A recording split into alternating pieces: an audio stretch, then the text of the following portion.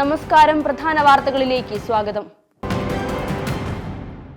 ADMK Naveen ബാബുവിന്റെ മരണത്തിൽ CBI അന്വേഷണം ആവശ്യപ്പെട്ട് കുടുംബം ഹൈക്കോടതിയിൽ ഹർജി നൽകി.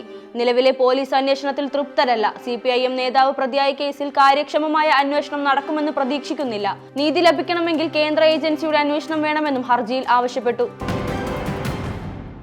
നവീൻ ബാബുവിന്റേത് കൊലപാതകമെന്ന സംശയം തള്ളിക്കളയാനാകില്ലെന്ന് കുടുംബം. നവീനെ കെട്ടിത്തൂക്കി കൊലപ്പെടുത്തിയതാകാമെന്നും സംശയിക്കുന്നുണ്ട്.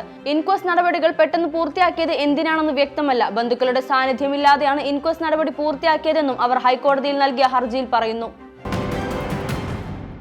വയനാട്ടിൽ BJPയിൽ കൊഴിഞ്ഞുപോക്ക്. മുൻ ജില്ലാ അധ്യക്ഷൻ KP മധു പാർട്ടി വിട്ടു. സംസ്ഥാന നേതൃത്വത്തോട് വിയോജിപ്പിനെ തുടർന്നാണ് രാജിയെന്ന് വിശദീകരണം. എരുമേലിയിൽ വഴിപാട് വസ്തുക്കൾക്ക് അമിതവില. കളക്ടറോട് വിശദീകരണം തേടി ഹൈക്കോടതി. കളക്ടർ അധിക വില നിശ്ചയിച്ചെന്ന് ആരോപണം.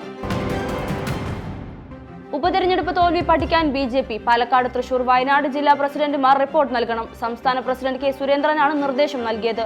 ഈ റിപ്പോർട്ടിന്റെ അടിസ്ഥാനത്തിൽ പരാജയം ചർച്ച ചെയ്യും. അടുത്ത മാസം ചേരുന്ന യോഗത്തിൽ പ്രകാശ് ജാവദേക്കർ പങ്കെടുക്കും.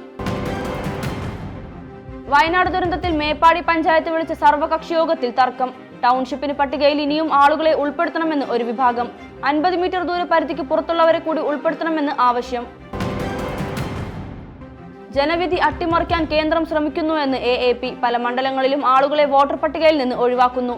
ഉന്നത ഉദ്യോഗസ്ഥർ ഇതിനായി സമ്മർദ്ദം ചെലുത്തുന്നു. അട്ടിമറി ലഫ്റ്റനന്റ് ഗവർണറുടെ നേതൃത്വത്തിലെന്ന് ദില്ലി മുഖ്യമന്ത്രി. രാഹുൽ ഗാന്ധിയുടെ പൗരത്വത്തിൽ CBI അന്വേഷണം ആവശ്യപ്പെട്ട് നൽകിയ ഹർജി കേന്ദ്ര ആഭ്യന്തര മന്ത്രാലയത്തോട് തീരുമാനമെടുക്കാൻ അലഹബാദ് ഹൈക്കോടതി നിർദ്ദേശിച്ചു. അടുത്ത മാസം 19-ന് മുൻപേ തീരുമാനമെടുക്കണമെന്നും ഹൈക്കോടതി. രാഹുൽ ഗാന്ധിക്ക് ബ്രിട്ടീഷ് പൗരത്വം ഉണ്ടെന്ന ഹർജിയിലാണ് കോടതി നിർദ്ദേശം. പാലക്കാട് ഉപതെരഞ്ഞെടുപ്പിലെ UDF വിജയത്തിന് പിന്നിൽ SDPI വോട്ടുകളുണ്ടെന്ന വിവാദത്തോട് പ്രതികരിച്ച് KPCC president K Sudhakaran. Congress സ്ഥാനാർത്ഥിക്ക് ആര് വോട്ട് ചെയ്തു എന്നതിൽ പ്രശ്നമില്ല. തമ്മിൽ സഖ്യമുണ്ടോ എന്നത് നോക്കിയാൽ മതിയെന്ന് K സുധാകരൻ മാധ്യമങ്ങളോട് പ്രതികരിച്ചു.